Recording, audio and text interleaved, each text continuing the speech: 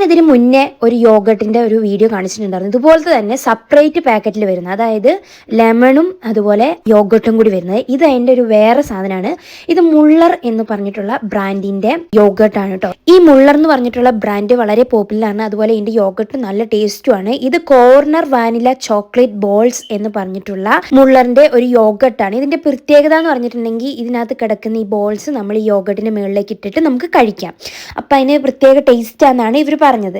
എന്തായാലും എനിക്ക് അറിയത്തില്ല. ഇത് ഞാൻ എന്തായാലും ഈ യോഗട്ടിൻ്റെ മുകളിൽ ഇതുപോലെ ഇട്ടിട്ട് കഴിക്കാൻ പോവാണ്. എന്നിട്ട് പറയും ഇത് എങ്ങനെ ഇടുന്ന്.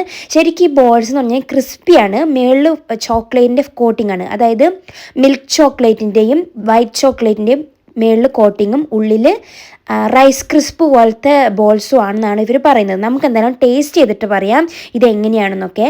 എനിക്കിതിൻ്റെ ലുക്കും ഡിസൈനും അതുപോലെ ഇതിൻ്റെ പാക്കേജൊക്കെ എനിക്ക് ഭയങ്കര ഇഷ്ടപ്പെട്ടു. നമുക്കൊരു അട്രാക്ഷൻ തോന്നുന്ന ഒരു പാക്കേജായിട്ട് എനിക്ക് തോന്നി. ഞാൻ അതുകൊണ്ട് തന്നെയാണ് ഇത് വാങ്ങിയതും. ഇതിൻ്റെ ടേസ്റ്റിനെ കുറിച്ചൊന്നും എനിക്കറിയത്തില്ല.